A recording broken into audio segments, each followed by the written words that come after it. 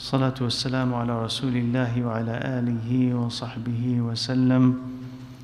اللهم علمنا ما ينفعنا وانفعنا بما علمتنا وزدنا علما رب العالمين. اللهم أعنا على ذكرك وشكرك وحسن عبادتك. أما بعد.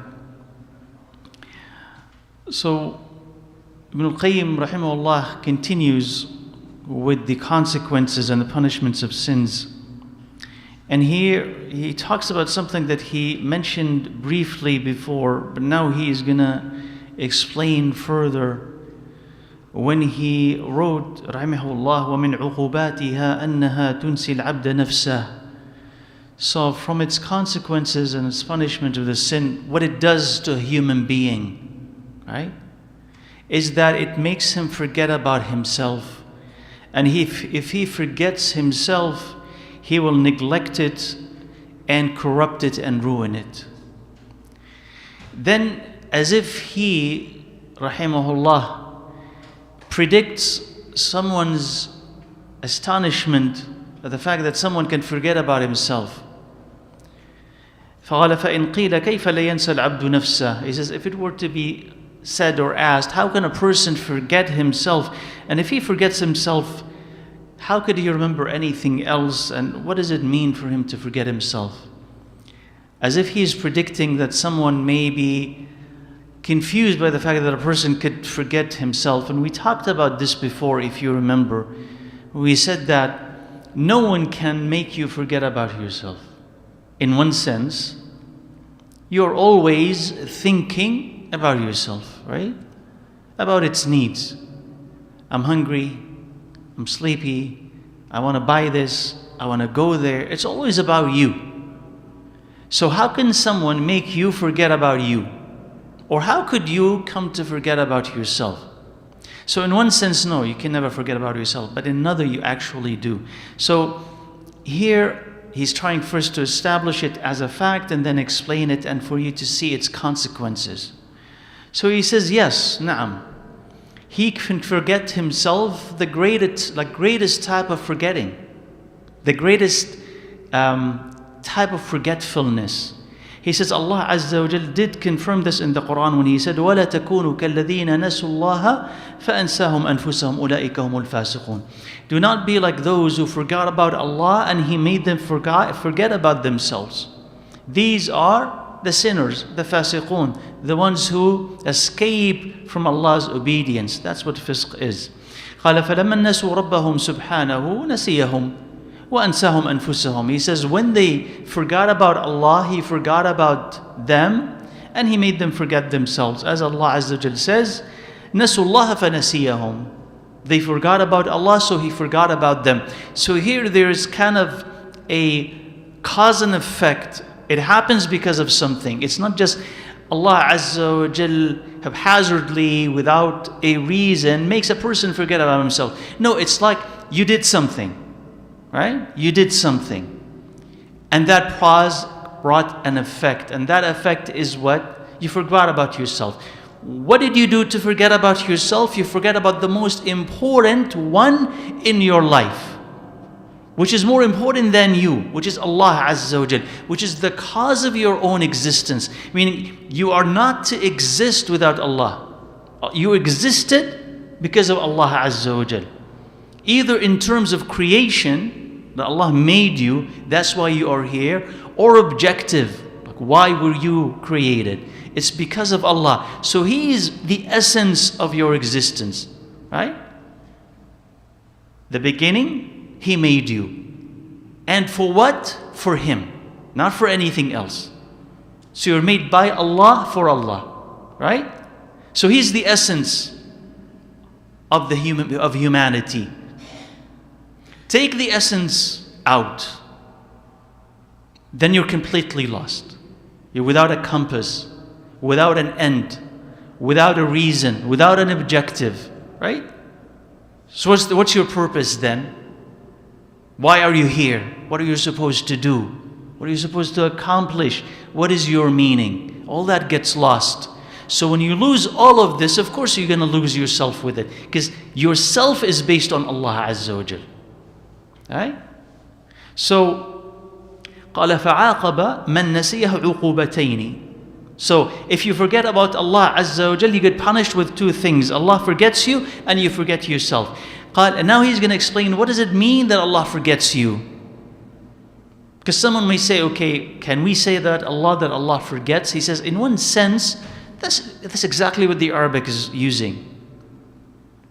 But Allah Azza wa Jal also says in the Quran, وَمَا كَانَ رَبُّكَ نَسِيًّا. Allah is not forgetful.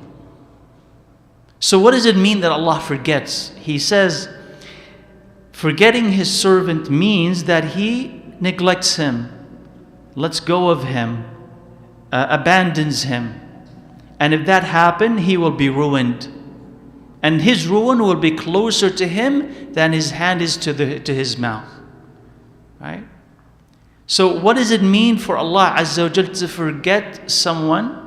He doesn't forget him meaning that he loses awareness of who he is or what he's doing. No, that he abandons him, lets go of him, ignores him, turns away from him. This is forgetfulness. And that is, they say in the Arabic language, nisyan is used as such. And even maybe in English, when someone is bothered by something and you say to them, forget about this. What do you mean? Let go of it, ignore it, turn away from it, right? That's what it means. Treat it as if you forgot about it. Treat it as if you actually forgot about it. So you can either forget, meaning mentally, about something, or treat it as if you forgot about it. So Allah treats them as He forgot about them. So that's the first punishment. As for them forgetting themselves, He explains, rahimahullah, He says, فَهُوَ إِنسَاؤُهُ لِحُظُوظِهَا الْعَالِيَةِ. He says, they forget about their lofty portions in this life, what they're supposed to do and earn. وَأَسْبَابُ سَعَادَتِهَا وَفَلَاحِهَا وَصَلَاحِهَا. What causes that makes it happy and successful, and what completes it. He forgets about all of this. So he doesn't even think about it, doesn't come across, he does not pop into his head. And he does not remember it. He's not motivated to seek it. He does not want it.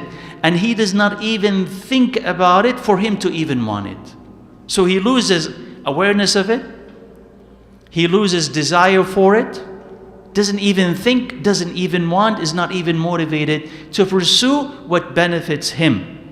قَالَ وَأَيْضًا. And he also forgets about, or Allah makes him forget about, his own faults, his own shortcomings, his own diseases, so he cannot fix them, he cannot remove them. And also he forgets about the diseases of his heart and its pain and what he's going through.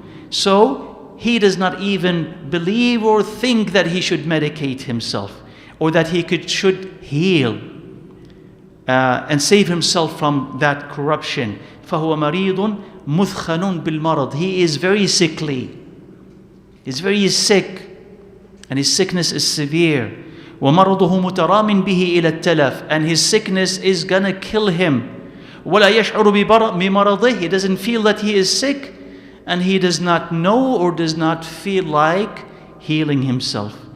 And this is a great punishment, he's saying. And if you think about it, you'll see that humanity in general is like that.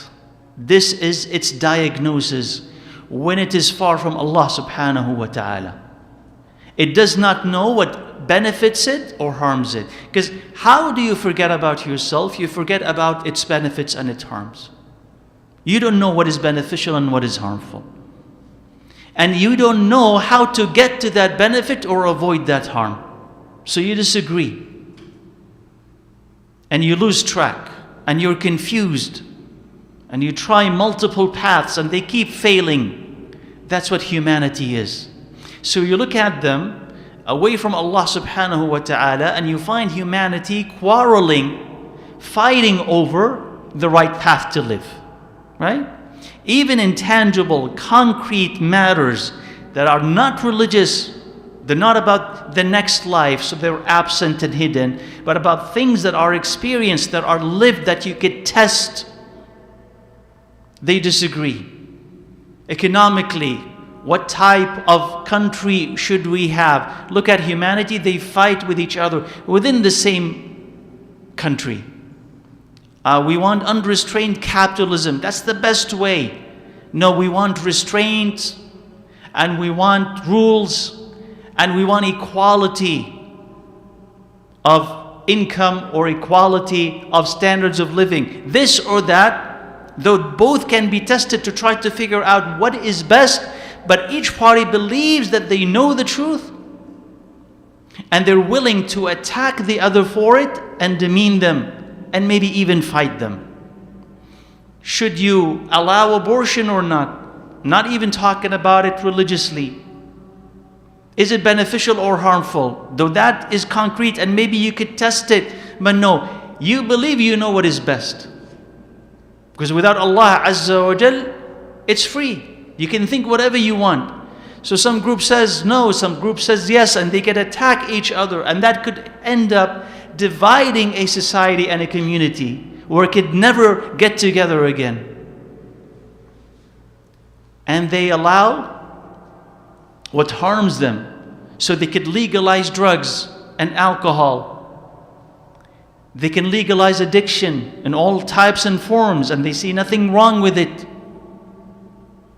And they can disallow and ban things that are beneficial, that Allah Azza wa Jal said are beneficial. So when you look at a society like this, and we can include in that easily Muslim societies when they stray away from Allah Azza wa Jal, we do the same thing. So when you look at a society like that or a person like that, would you say that they are seeking their benefit and avoiding their harm? Or that Allah Azza wa Jal made them forget about themselves? So they pursue what destroys them and they run away from what benefits them. So you see how we're confused. So it is necessary that if you forget about Allah, you start forgetting about what benefits you, and liking what harms you and hurts you, and favoring that and wanting it, and running away from what brings you peace and happiness. Well, you're confused, because the source of your guidance is Allah subhanahu wa ta'ala. So in terms of your worldly benefit, otherworldly benefit, in terms of what is wrong with you, what is wrong with your society, you're blind to all of it. You can't see it. And you pursue your own harm and you pursue your own destruction. قال فهذا أعظم العقوبة. This is the greatest punishment. This is before other types of punishment will descend and come your way. But you just simply forget about yourself and what helps you and what harms you. Right? And even on an individual, I was talking about it in a societal, collective way, but even on an individual basis. How are you going to spend your days, spend your night? What are you going to be watching? What are you going to be purchasing? Who are your friends? What are you going to be learning? All of this, if you don't have Allah Azza wa Jal to tell you what is right and what is wrong, you're not going to know one from the other. And you will forget what is beneficial. You'll forget about your own self. You'll pursue its own harm. قال فأي عقوبة أعظم. What punishment is greater than this punishment if you forget about yourself and you destroy it or you neglect it and you forget about its benefit? And he says, interestingly, and he says, if you reflect on this, you'll understand that most of creation had forgotten themselves in reality. Most of creation, أكثر الخلق. Now that in itself is a terrifying statement. We're not talking about the exception, right? Because if we're talking about the exception, you could kind of try comfort yourself by saying, well, the majority of us are fine. And I could be in the majority easily. But if the exception are those who actually know themselves and remember themselves, that's the exception, and the majority forgot about Allah, so they forgot about themselves, then there is a high risk that you could be among the majority. Right? That's what is terrifying. It says most of creation forgot about Allah, so they forgot about themselves and they neglected it. وَأَضَاعُوا حَظَّهَا مِنَ اللَّهِ وَبَاعُوهَا رَخِيصًا. They've squandered the portion that they have with Allah the success that they could find with Allah, and they sold their self very cheap. And now he kind of is pivoting to another point about how you sell yourself cheaply, how you undersell yourself. So he says, وَإِنَّمَا يَظْهُرُ لَهُمْ غَدًا عِنْدَ الْمَوْتِ. He says that type of transaction, that loss will only be clear or be clearest when you die. Not in the dunya, not during time of dunya, because in the dunya, and he'll talk about it, you kind of convince yourself that you're winning. Oh, I'm getting more money. I'm being promoted. I have titles. I have houses. I have cars. So you could think to yourself, oh, I'm winning. There's no loss here. So that's a delusion. He says, until you arrive at a moment of death, and then you lose all of this, and then you discover that whatever you were supposed to collect, you didn't, and what you collected is not yours.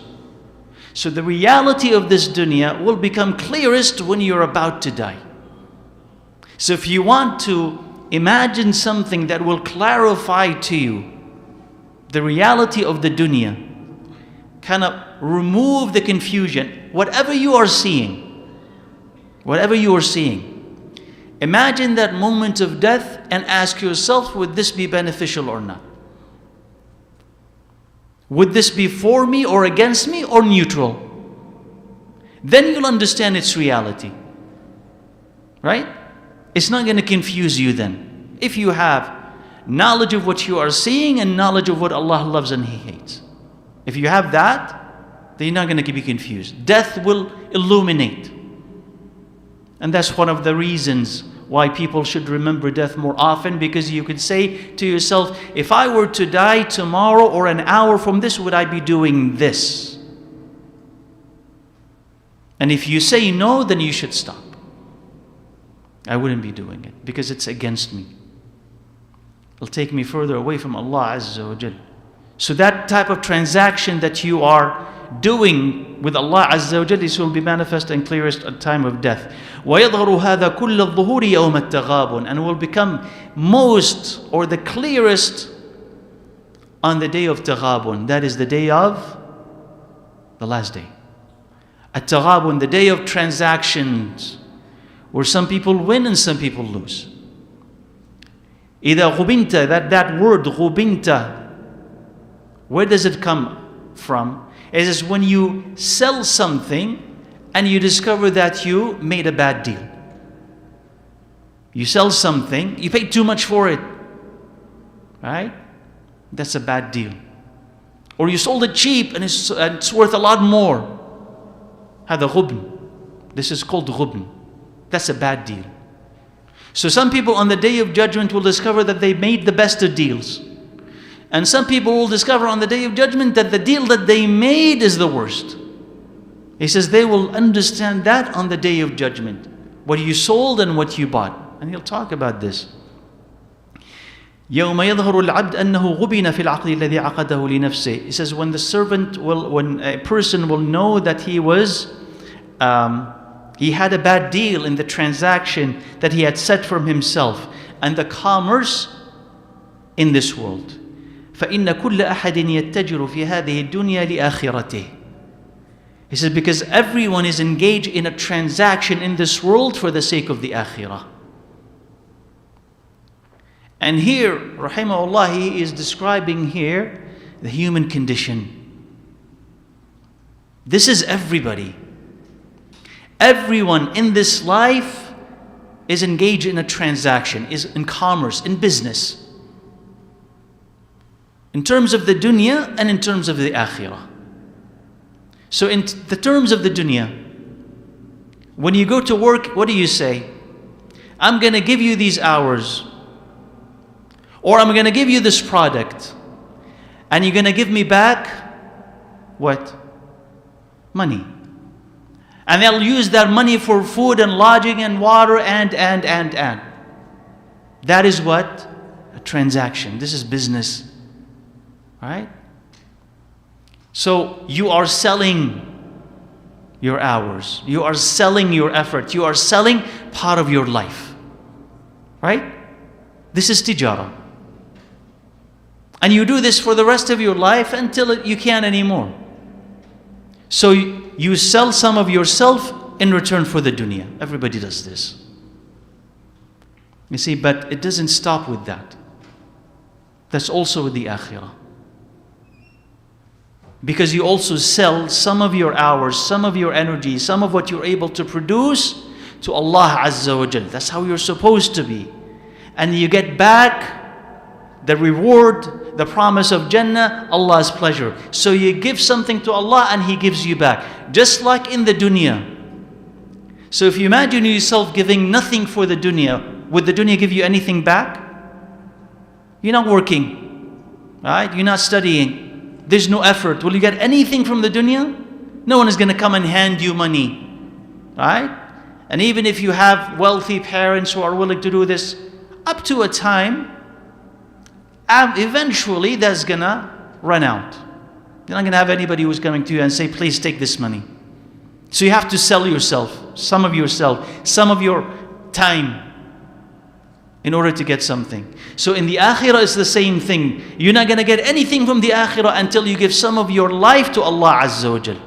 Some of your time, some of your effort, some of your attention, some of the things that you love, because for the dunya you sacrifice some of the things that you love for the dunya. Otherwise, who likes to wake up early in the morning and commute to go to work? Anyone? No. But you have to. Why? Because otherwise you're not going to get something better. So you force yourself. You force yourself, right? Do you like to study? I think most people don't, right? Do you like to take exams? I don't think most people do. Why do you do it? Because you're going to get something from it that you want more than the agony of going through that test. So you force yourself. So you understand that unless you force yourself in the dunya, you're not going to get something from it. You're not going to achieve. So now when it comes to the akhirah, you say, I'm too lazy. I'm too tired. I'm too sleepy. Right? I'm too weak. I can't. It's too hard. But if you pursue the akhirah with that attitude, you're going to get nothing or very little. It is the same pattern with the dunya. So here, this is the human condition. You look at any person alive, Muslim, non-Muslim, famous, not famous, anonymous, nobody knows about him, or everybody knows about him. Everybody is selling some of himself to get something back. The thing that distinguishes everyone from everyone else is, what is it that you are trying to sell? And what do you want back? Right? What is it that you're selling? And what is it that you want back? قَالَ فَالْخَاسِرُونَ He says the losers are the ones who believe that they are the people that they're the winners who had made the greatest profit. They bought this dunya and its portion in it and its joy by selling the akhirah and their portion in it. So they wasted their pleasures in this life. They wasted their pleasures, what they could enjoy, they wasted it in this life. وَاسْتَمْتَعُوا بِهَا وَرَضُوا بِهَا They enjoyed it, they're content with that, and they're satisfied with it. And their effort was to simply get it. Meaning, you wake up in the morning, what do you want from your day? You ask yourself, what do you want from your day? I want to make more money. I want to earn this much.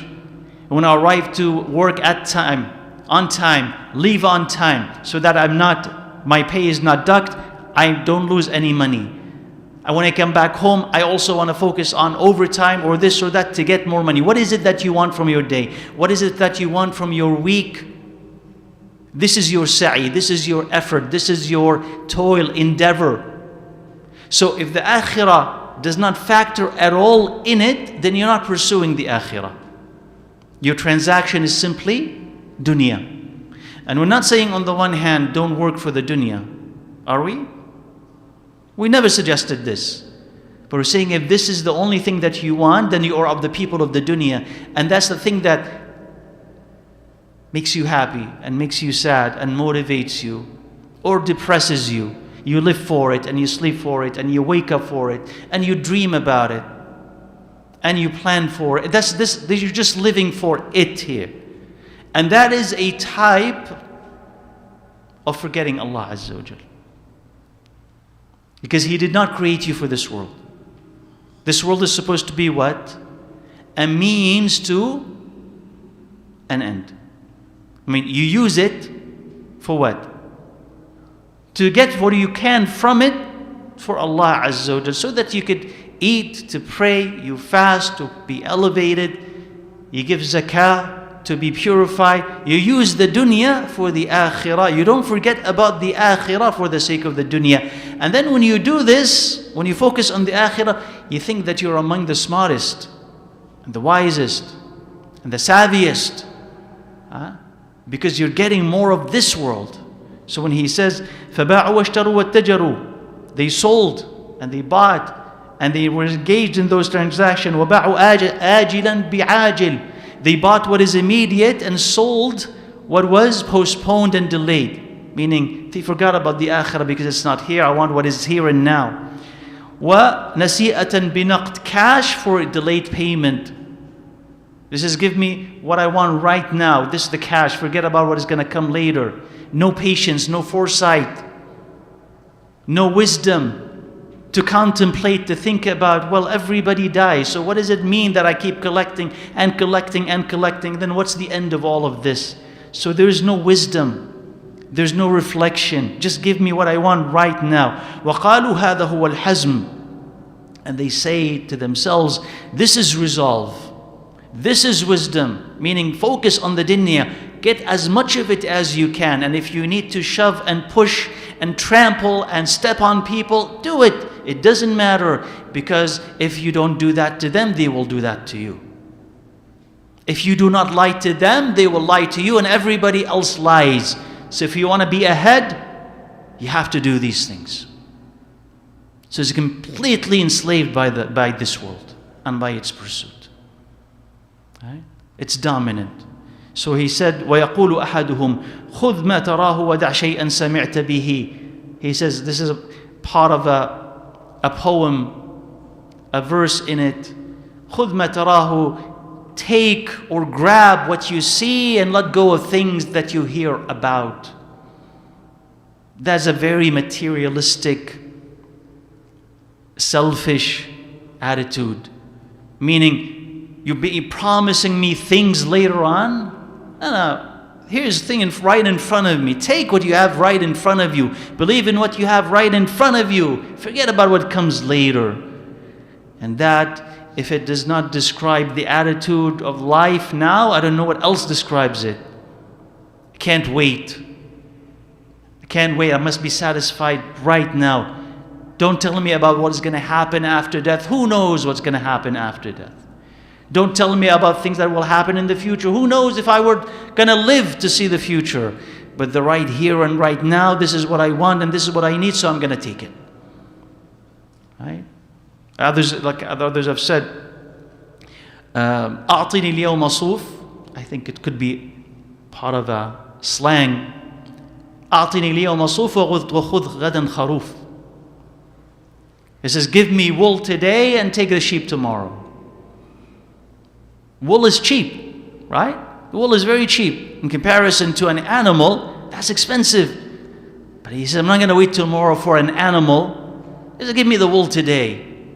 And tomorrow is for tomorrow. So he says, they sold the priceless hereafter, right? For the dunya, for the measly dunya. And he continues, وَكَيْفَ أَبِيعُ حَاضِرًا نَقْدًا مُشَاهَدًا. How do you want me to sell or sacrifice something that I see right here and right now? Right? And again, this is kind of this materialistic attitude. بِغَائِبٍ نَسِيئَةً فِي دَارٍ أُخْرَى, with something that is delayed and hidden from me in another realm. قَالَ وَيَنْضَمُّ إِلَى ذَلِكَ. He says, and what amplifies this is the weakness of iman. وَقُوَّةُ دَاعِ الشَّهْوَةِ, and the strength of that desire that you have for what you see right in front of you. وَمَحَبَّةُ الْعَاجِلَةِ and loving what is imminent and what is available. وَالتَّشَبُّهُ بِبَنِي الْجِنْسِ and imitating people around you. Because when you look at people, you see that all of them are doing that. All of them want to grab what they can from the dunya at this moment right now. All of them, you don't really compare people lining up to buy products versus attendance at a masjid, right? You don't see people kind of shoving themselves just to get into a masjid, but they do when there's a sale, right? Like why? Why is that the case? Though if you're just gonna examine this by common sense, you'll understand that whatever you're gonna get from the dunya will perish. Why do you favor this more than and compete for it more than what is gonna give you eternal happiness in the akhirah? So why is that more precious than the next life? So he's saying what? He says most people behave like that. They want the dunya. So it's easy to imitate them. And add to it also weakness of faith. Add to it also the strength of the desire that you have. Add to it that you love what is available. He says all of this is a great pull towards the dunya versus the akhirah. And only the wise will survive this. Right? But it's a type of forgetting Allah Azza wa Jalla. It's the main reason why people forget about Allah, is because they just focus on the dunya. And they don't want anything to compete with that. Right? قال فأكثر الخلق في هذه التجارة الخاسرة. He says most of creation are part of this lost transaction or lost commerce that Allah Azza wa Jalla said about them. أولئك الذين اشتروا الحياة الدنيا بالآخرة. It is those who had bought this life by selling the next one. So they will have the punishment will not be decreased and they will not be championed. And Allah Azza wa Jalla also said, وَقَالَ فِيهِمْ أَيْضًا فَمَا رَبِحَتْ تِجَارَتُهُم. Their transaction was not profitable and they were not guided. قَالَ فَإِذَا كَانَ يَوْمُ التَّغَابُنِ ظَهَرَ لَهُمُ الْغَبْنُ. When it is the day of judgment, they'll understand what they sold and what they bought, truly. In this life, if you're deceived and you think that you won because cut corners and you lied and you stole and you think just because you're focused on the dunya that you're smarter than other people. This is on the day of judgment when Allah will strip you of all of that and you'll stand naked without anything, bankrupt because you don't have any good deeds. And you look at people who you used to look down on because they are not as rich and not as fancy and you see that they're higher than you and they'll be saved and not you, then you'll understand terrible decisions that you made in this life. But you don't want to wait till that happens. You want to examine your choices right here and make the right ones now. قال فأما الرابحون. As for the ones who profited, they have sold what is going to perish for something that will last, and something that is cheap for something that is priceless. And they will say, مَا مِقْدَارُ هَذِهِ الدُّنْيَا. They'll say, how long would this world last from beginning to end, so that we will buy it and then sell what we have with Allah Azza wa Jal in exchange. Like all of this dunya, what is it? And can it be compared to what we have with Allah Azza wa Jal? Even if you were to live the extent of the life of this world, all of it, and no one will. Even if you were to own everything on it and in it, and you won't. But even if it has a beginning and has an end, and all that is mixed with pain and agony and suffering and worry. But when you meet Allah Azza wa Jal and He is finally pleased with you, you will live for eternity happy. So how can you compare this to that? So logically, right? How can you compare this to that? So why do you abandon your portion with Allah Azza wa Jal? For the sake of a dunya that is going to leave you, and it's just like a dream, he said. الذي هو في الحقيقة كغفوة حلم, as if you've nodded slept, saw a dream, and then woke up. That's the dunya, that's the extent of it. He said, subhanahu wa ta'ala, وَيَوْمَ يَحْشُرُهُمْ, when He will gather them, resurrect them, and He gather them, كَأَن لَمْ يَلْبَثُوا إِلَّا سَاعَةً مِنَ النَّهَارِ يَتَعَارَفُونَ بَيْنَهُمْ. It will be as if they've only lived in this dunya, they've only lived 1 hour of the day getting to know each other. Right? As if they've lived 1 hour in a day just getting to know each other. And He said also, subhanahu wa ta'ala, يَسْأَلُونَكَ عَنِ السَّاعَةِ أَيَّانَ مُرْسَاهَا. He says they ask you about the day of judgment. When will it happen? فِيمَ أَنْتَ مِنْ ذِكْرَاهَا. How would you know about that? Right? إِلَى رَبِّكَ مُنْتَهَاهَا. This knowledge is with Allah Azza wa Jal. إِنَّمَا أَنْتَ مُنْذِرُ مَنْ يَخْشَاهَا. You're simply warning those who will fear it. Meaning you have no knowledge of it and when it's going to happen, but your job is to warn people about it. كَأَنَّهُمْ يَوْمَ يَرَوْنَهَا لَمْ يَرْبَثُوا إِلَّا عَشِيَّةً أَوْ ضُحَاهَا. It's as if when they see the day of judgment, they only stayed in this world a morning or an afternoon. And also Allah Azza wa Jal also said, كَأَنَّهُمْ يَوْمَ يَرَوْنَ مَا يُوعَدُونَ لَمْ يَلْبَثُوا إِلَّا سَاعَةً مِنْ نَهَارٍ. When they see what they have been promised, it'd be as if they've only stayed in this world 1 hour in a day. And also Allah subhanahu wa ta'ala said, كَمْ لَبِثْتُمْ فِي الْأَرْضِ عَدَدَ سِنِينَ. They'll be asked, people will be asked on the day of judgment, how many years you spent on earth? Right? Now imagine if somebody asks you, right? Now, no matter how old you are, how many years have you spent on earth? You'll be able to say, right? Okay, of these years, how many years feel like years? Do they feel like years? And the more that you progress, by the way, the more that the time is going to shrink. You'll say, what, a decade? It doesn't feel like a decade. It just kind of slipped away. Slipped away. Right? I'm reminded of Ahmad ibn Hanbal, rahimahullah, he said, ما شبهت الشباب إلا بشيء كان في كمي فسقط. He said, youth is like something that I was keeping in my sleeve and then I just fell, dropped it, lost it. You know when you have something with you and you lose it and you know where it's gone? He said, that's my youth. Right? That's my youth. I had it with me and then boom, gone. Where did it go? So you lost it. So if you think that this is the foolish thinking of I'm young, I'm going to stay young. I'm not going to get old. Okay? Yeah, that's the perception now. Until you look at yourself someday in the mirror and you say, what? A decade had passed? I'm in my 20s, I'm in my 30s, I'm in my 40s, right? That's how it happens. It happens to everybody. Right? So this question will be posed to people on the day of judgment. كَمْ لَبِثْتُ فِي الْأَرْضِ عَدَدَ سِنِينَ. They're asking about years. Allah is asking about years. قَالُوا لَبِثْنَا يَوْمًا أَوْ بَعْضَ يَوْمٍ فَاسْأَلِ الْعَادِّينَ. He says we stayed for a day or part of a day. But ask those who counted. They're being asked about what? Years. The answer is in terms of what? Days. They're saying days. قال إن لبثتم إلا قليلا لو أنكم كنتم تعلمون.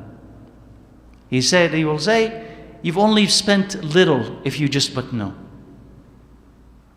So imagine to yourself, subhanAllah, this life that seems so overwhelming and exhausting and troubling, and imagine, after you pass, after you die, and you see that life in the grave, and how just imagine what will be seen, what will be experienced, and the length of that time. And then when you are resurrected and you see the day of judgment and everything around you in the day of judgment, and how magnificent, how marvelous, how scary what you're seeing is, all of this life will seem to you like nothing. So Ibn al-Qayyim is saying, then why do you Sacrifice Allah Azza wa Jal, who is everything, and the next life that is everything, for the sake of something that is so small in comparison to that. This is how it's going to feel like an hour, like a dream, right? Like a dream. قال فهذه حقيقة الدنيا. This is the reality of this life. So when they knew that they're not going to stay long in it, and that they have a home other than this home. That's interesting. Where's home? That's it. Whatever home you have, whether you think about it, home is a country. You travel, I want to go back home. Or you leave your house and you say, I want to go back home. None of these things are homes. I finally bought a home. That's not your home. So your home is not here. Right? And your home is being built right now.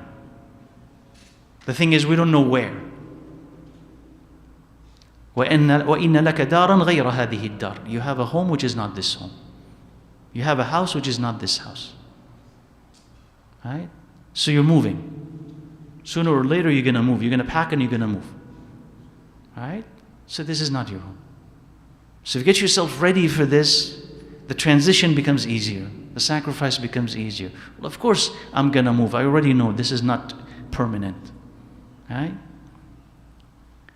هي دار الحيوان ودار البقاء. That's the lasting home, the everlasting home. They understood that it would be an incredible loss for them to sell that home for a home that is here, for a fleeting existence that is here. And they were not fooled by the other fools who do that transaction. Forget about the next life and they focus on this one. So on the day of judgment, on the day of at-taghabun, you'll understand, and they'll understand how much they have won. وَكُلُّ أَحَدٍ فِي هَذِهِ الدَّارِ الدُّنْيَا بَائِعٌ مُشْتَرٍ مُتَّجِرٌ. SubhanAllah, it says every single person in this dunya is a seller, is a buyer, is a businessman. Everyone. Right? SubhanAllah, every single person. So you could just sit back a little bit and observe everybody in this world to learn from them. Observe everybody in this world and you say, what is he selling? What is she selling? This person is selling their voice. And this person is selling, she's selling their bodies. And this person is selling their reputation. And this person is selling their family. And this person is selling because they get money for it. This is what they're selling. And this person is selling their soul. That's why they lie. They're for hire. Whoever pays, they'll say whatever and do whatever. Right? So what are you selling? And to what end?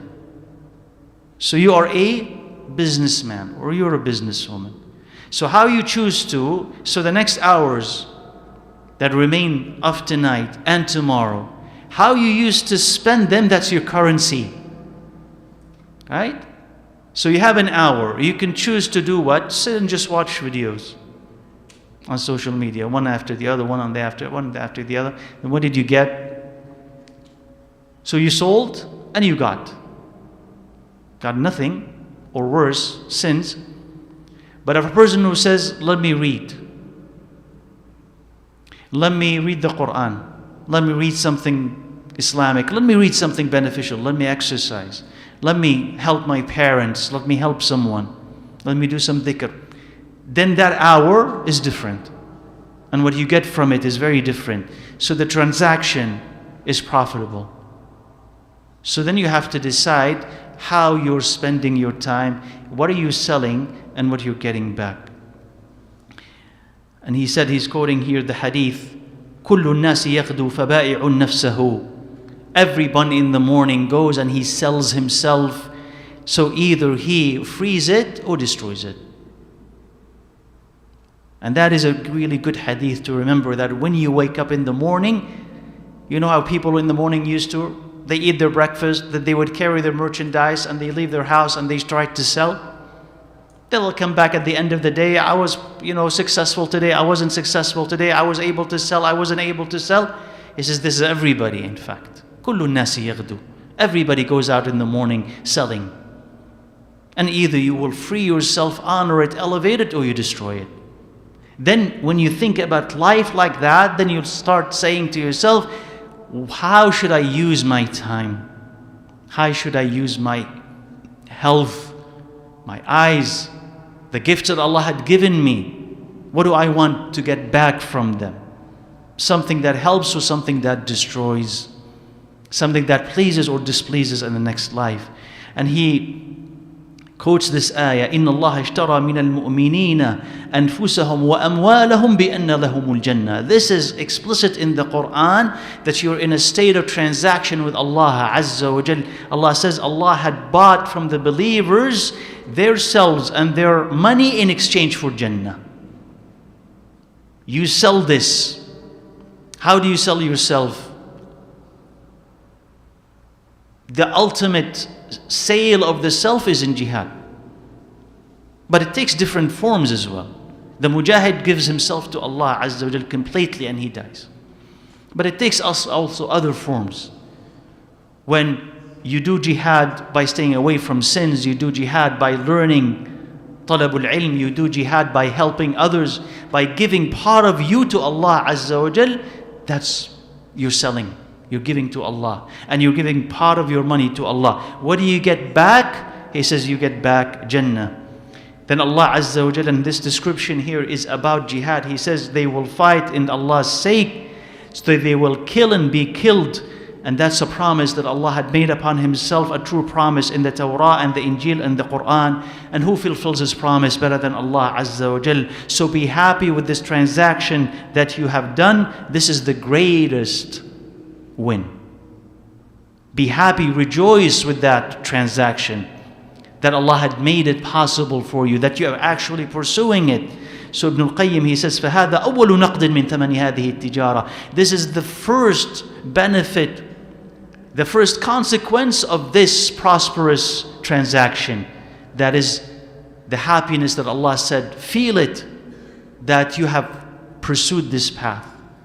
I want to please Allah Azza wa Jal, so you rejoice because of it. And you feel contented because of it. He says, that's the first payment. The simplest payment that comes from making that choice. That you feel that you're honorable. That you were with Allah Azza wa Jal. That as long as you obey Him, the future is bright and is guaranteed. Because this is a promise that Allah Azza wa Jal had given. You just need to fulfill your part, and the rest you leave to Allah Azza wa Jal. فَاسْتَبْشِرُوا. Be happy when you give to Allah Azza wa Jal. So you give, but you're happy that you've given, because you know that you're receiving something greater from Him subhanahu wa ta'ala. قال, here he says, subhanallah, beautifully, قال فَتَاجِرُوا أَيُّهَا الْمُفْلِسُونَ. He says, oh you who are bankrupt, oh you who are poor, start selling. If you don't have it, start selling. Start giving to Allah Azza wa Jal to get things back. فَتَاجِرُوا أَيُّهَا الْمُفْلِسُونَ. If we are bankrupt, here is the way to become rich. قَالَ وَيَا مَنْ لَا يَقْدِرُ عَلَى هَذَا الثَّمَنِ. He says, if you cannot afford this type of transaction, this type of price, there's another one that you can give. So give the following. And he said, التائبون العابدون الحامدون السائحون الراكعون. He said, التائبون, those who repent. He wants to tell you what? He says, there's a lesser thing that you can do if this seems too difficult at this moment. What is the thing that you can do to be also involved, engaged, part of that commerce, blessed commerce with Allah Azza wa Jal, in that business with Allah Azza wa Jal? What else can you do? He says, At-ta'ibuna, those who repent. Al-abiduna, the worshippers of Allah. Al-hamiduna, those who are grateful and thankful. As-sa'ihuna, and as-sa'ihuna could mean the people of jihad, or the people of fasting, or the people who contemplate Allah's attributes, or those who reflect on Allah Azza wa Jal in general, or those who travel for Allah's sake. All of that could be included in as-sa'ihun. Ar-raki'un as-sajidun, those who are involved in ruku' and sujood, who command what is good and speak out against evil, and those who observe Allah's rules and commands. He says, وَبَشِّرِ الْمُؤْمِنِينَ, and give good news to the believers. And he also said, subhanahu wa ta'ala, يَا أَيُّهَا الَّذِينَ آمَنُوا هَلْ أَدُلُّكُمْ عَلَى تِجَارَةٍ تُنْجِيكُم مِّنْ عَذَابٍ أَلِيمٍ. O you who have iman, shall I not guide you and tell you about a commerce, about a business that will save you from a great torment? You will believe in Allah and His Messenger, and you strive or engage in jihad for the sake of Allah with your money and with yourselves. This is best for you if you but know. So this is a tijara. So everybody has to be a tajir. Everybody has to be a businessman or a businesswoman. But the merchandise here is what? It's your own existence in life. It's the hours of your day. It's the health that Allah had given you. It's the gifts and talents that Allah had gifted you. All of you, you're selling. So sell as long as you have. Because there's going to come a time when you're not going to have. You're healthy now, give to Allah Azza wa Jal before you're sick. There's going to come a time when you're not going to be able to bend in ruku' and fall to the ground in sujood. You won't be able to. You won't be able to stand in salah. Fast before you cannot fast anymore.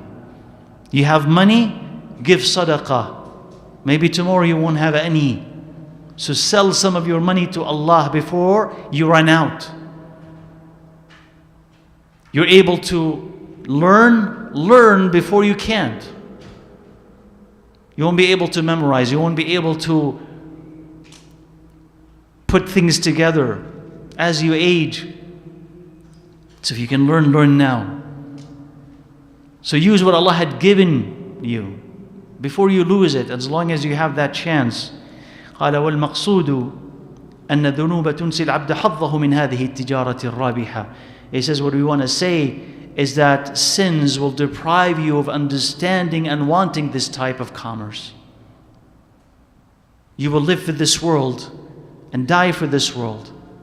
And you will have no idea that this type of transaction with Allah exists. And even when you hear about it, you're just too weak and unmotivated to pursue it.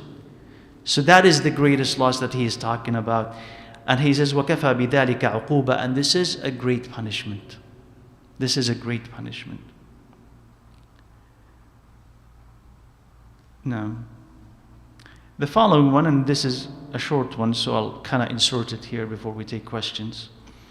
He says, from the punishment, he's saying that what sins will do is that it will remove current ni'mas and will stop incoming ones. So you have ni'mas that you're enjoying at this moment, and you have ones that you're hoping to come your way. So he's saying what it will do is that it will take away what you have and block what you don't have from coming to you. قال فإن نعم الله ما حفظ موجودها بمثل طاعته ولا استجلب مفقودها بمثل طاعته فإن ما عنده لا ينال إلا بطاعته. You should frame this. Right? This should be really framed. He says the blessings of Allah Azza wa Jal are not preserved with something better than obeying Him. And what you are missing from Allah's blessings, they're not going to be brought to you. You're not going to win that with something better than obeying Him. Because what is with Allah Azza wa Jal cannot be attained except through obeying Him. Right? So meaning if you have a ni'mah at this moment and you want to keep it, what do? You obey Allah. It stays. Disobey Allah, what happens to it? It goes away. It goes away. You lose it. Or you want something from Allah. Hasn't happened yet. And it's a ni'mah. How do you get it? By pleasing Allah. His ta'ah. If you disobey Him, it goes away. Right? Because you're not going to get something that Allah has by disobeying Him. Right? He says, وَقَدْ جَعَلَ اللَّهُ سُبْحَانَهُ لِكُلِّ شَيْءٍ سَبَبًا وَآفَةً. He says Allah had made or had kind of endowed everything with a cause, something that brings it, and something that kills it, something that stops it, right? سببا يجلبه آفة تبطله, a cause that will bring it and something that will kill it. So Allah Azza wa Jal had made this obedience one of the main things that will bring the blessings of Allah Azza wa Jal. And the things that kill Allah's blessings are His disobedience, right? Just like a disease, like an illness, something that you insert and it dies, right? فَإِذَا أَرَادَ حِفْظَ نِعْمَتِهِ عَلَى عَبْدِهِ, if Allah wants to preserve this ni'mah, keep it, give it to you, He would strengthen you to obey Him, right? And if Allah wants that to go away, He will let go of you. So you will disobey Him and then that ni'mah will go away. Right? قال ومن العجب, and this is kind of beautiful. ومن العجب, it says, and it's ironic that each person knows this because he has seen it and others around him have seen it, and he had heard about it of people who lost Allah's blessings because of their sins. And he continues to disobey Allah Azza wa Jalla as if he is the exception to that rule. This is beautiful, by the way. You understand what he's saying? He says, and what is ironic is that if you ask anyone, just them, do you know that if someone disobeys the Creator and goes against Him and rebels against Him, that they get destroyed and that the blessings that they have just go away? He says, yes, I've seen it. I've seen so and so who used to trade and take interest or oppress people, he lost it all. At this person who used to kill, and eventually he was killed. I saw this person who used to lie and he was exposed, disgraced. Seen it. Have you not seen it? Have you not seen it in the world around you? Right? So he says, this person has seen it. People around him that he knows have seen it with their own eyes. And also all of them have heard stories about nations and about people who were punished like this. So we understand that this is a common law that Allah had established, and yet he continues to disobey Allah as if he is the exception to that rule. It's going to happen to everybody but me. Right? And that's human blindness. Everybody can get sick but me. Everybody can get a ticket but not me. Until it happens to you. And then when it happens to you, how come? Right? How come could this happen to me? Because you're supposed in your mind to be the exception. Right? He's saying this is very ironic about humanity. He advised them, Allah shows them consequences. He says, yes, it's true. But everybody else, but not me. I'm special. So he's saying that's very ironic. وقال وأن هذا أمر أو كأن هذا أمر جار على الناس لا عليه وواصل إلى الخلق لا إليه. It's as if this law applies to everybody else but not him, and will reach everybody else but not him. So he says, what ignorance is greater than this, and what injustice is to the self is greater than that. فالحكم لله العلي الكبير. He says, eventually the hukum, the decision is up to Allah Azza wa Jal. So humans, at least if most of humanity are foolish, you should decide not to be among the foolish. Right. So let me know, inshallah, if you have questions. Barakallahu feekum.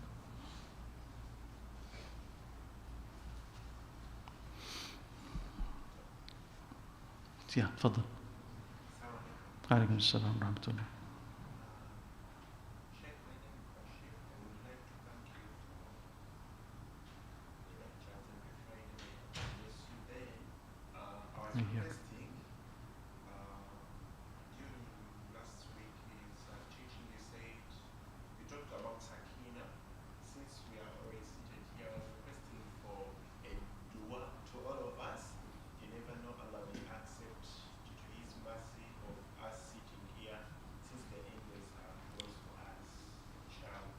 لا بأس إن شاء الله. We'll do that إن شاء الله when we conclude. جزاك الله خير. We'll do dua إن شاء الله. بارك الله فيك.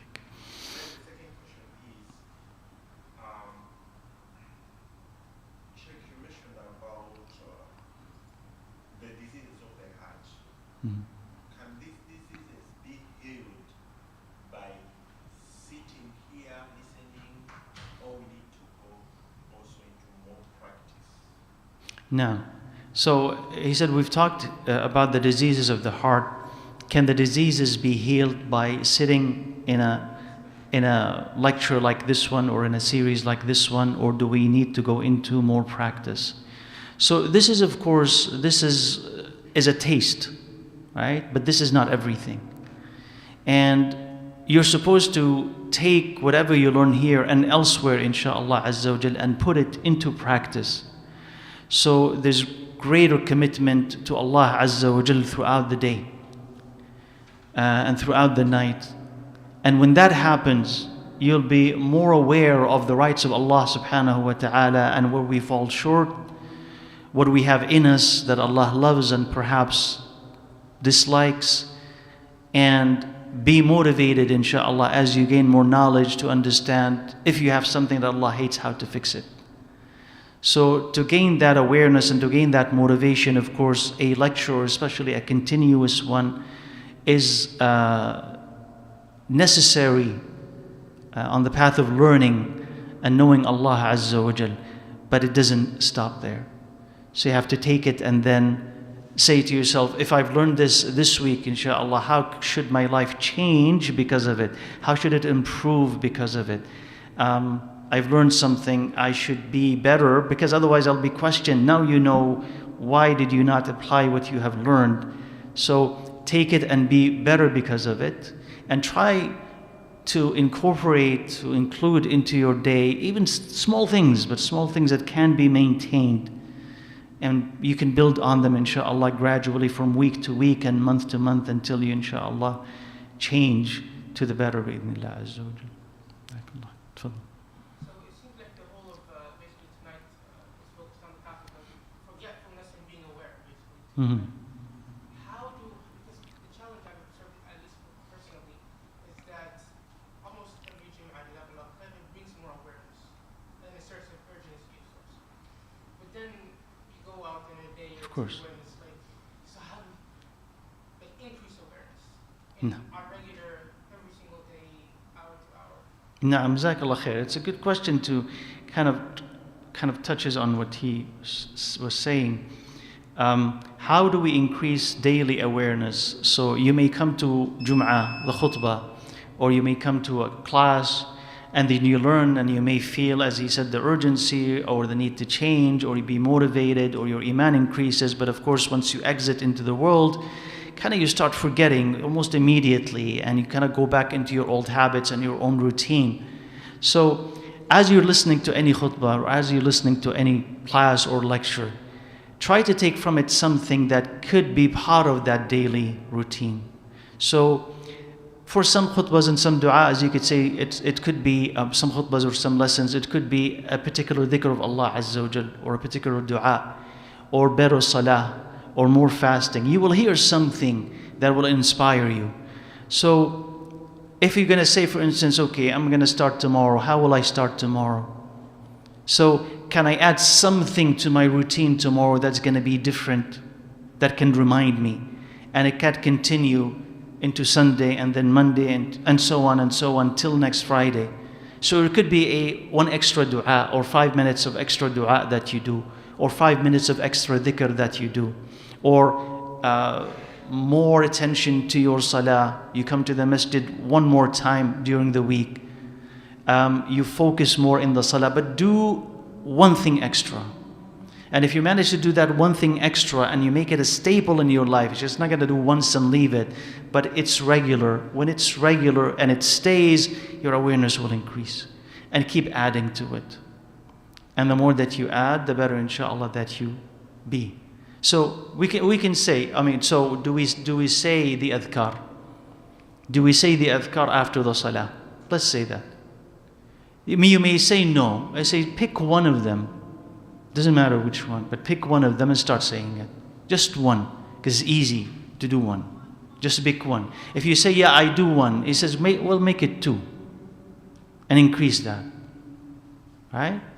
And gradually, inshallah, you'll say all of them. And then it will be the adhkar of morning and evening, and so on and so on. So that's what I'm aiming at, inshallah. Wanted to add something. I was speaking more in regards to the mentality, because as you said, some duels, they're like, they speak about something specific, like dua or the importance Sahih.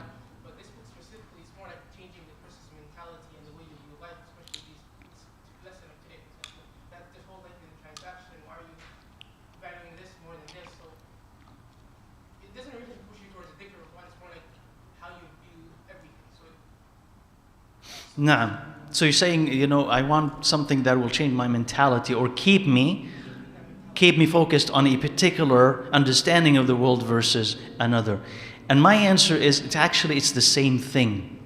But even the dhikr of Allah Azza wa Jal, because you have this now in your head. I'm supposed to think this way and not that way. What's going to remind you of it? Now, you're not going to remind yourself today, I'm supposed to focus on the akhirah instead of the dunya. And you say that again tomorrow, and they say that tomorrow. That's not going to remind you. It's not going to be forceful. But if you say, let's say for instance, each day with intention, لا إله إلا الله وحده لا شريك له له الملك وله الحمد وهو على كل شيء قدير, and you understand what you're saying, it'll bring you into that mode. The mode of wanting Allah more than this world. Kind of stabilizing the self and it being satisfied with Allah Azza wa Jal. So it kind of recenters you. And when it recenters you and you remember what you have learned, you can kind of put it in the day. So you need something to bring you back. And that thing is not secret. It's not a secret at all. It's more Quran or more dhikr of Allah Azza wa Jal or more dua, and it brings you back.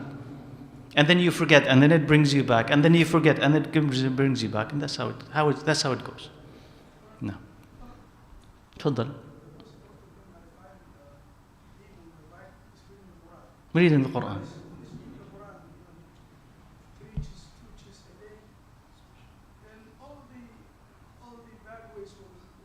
Jazakallah. Reading the Quran and more of it. Jazakallah khair. Tafsir too. No. Oh, you have a question. تفضل. I have a few. It's a very dangerous question. Okay. I'm scared to ask it. May Allah forgive me for it. لا بأس إن شاء الله. Why did Allah make us? If there's a certain pattern where humans they tend to think of themselves like, as you were saying, they talk egotistical, thinking they're special, that they don't do any wrong.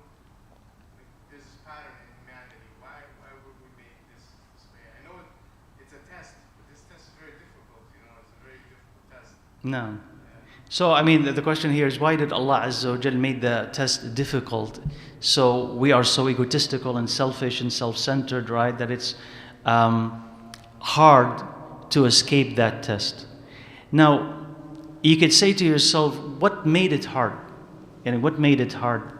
Is it that Allah Azza wa Jal had made it hard?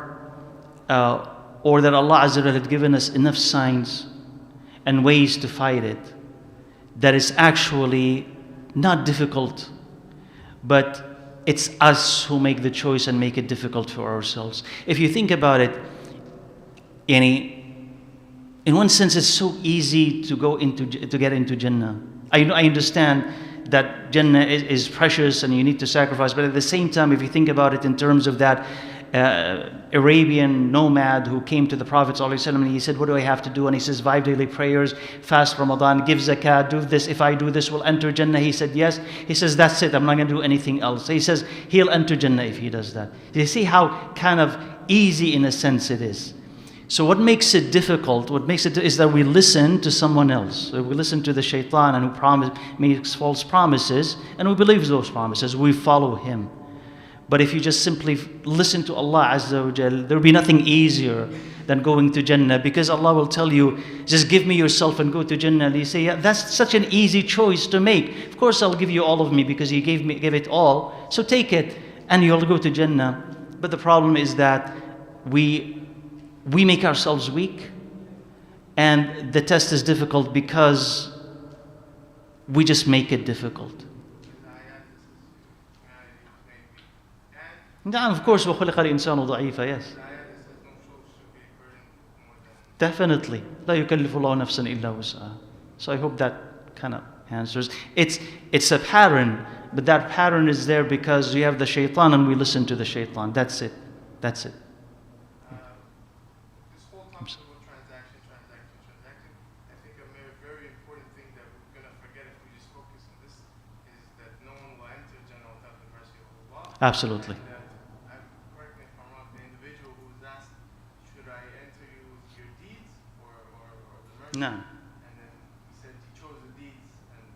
Definitely, definitely. I mean, you always keep in mind that it's the mercy of Allah Azza wa Jal, but Allah wants that movement on humanity's part that says, I'm going to give Allah Azza wa Jal something, and He says, since you've given it, my mercy is going to get you into Jannah as well.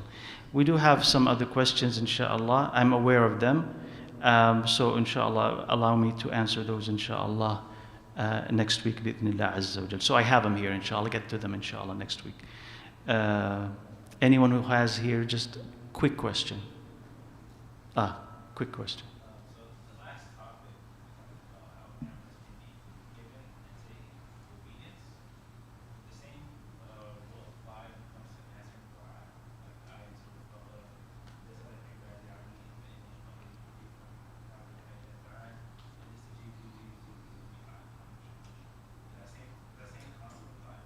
But I didn't understand the first part of the question.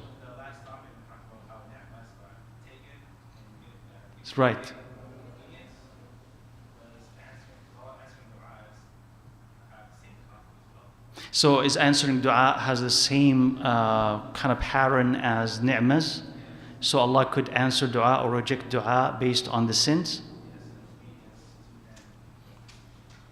Right. So, I mean, first of all, no matter how disobedient a person may be, even a disbeliever, there's always a chance that Allah Azza wa Jal will accept their dua. So Allah Azza wa Jal is merciful with everybody. So even the disbelievers, when they make dua, we have that documented in the Quran. Allah Azza wa Jal will accept some of their supplications and some of their dua.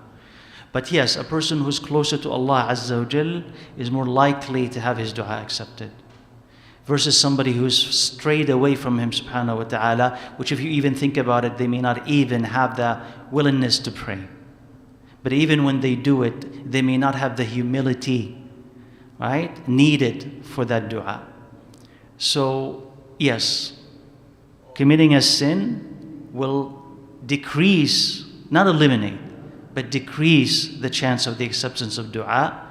As the Prophet ﷺ ذكر الرجل أشعث أغفر يمد يديه إلى السماء ومطعمه حرام ومشربه حرام وملبسه حرام فأنه يستجاب له. He mentioned a person who is destitute, disheveled in the desert, and he is raising his hand asking, Ya Allah, but his food is haram, his drink is haram, his clothes are haram. How will Allah answer his dua?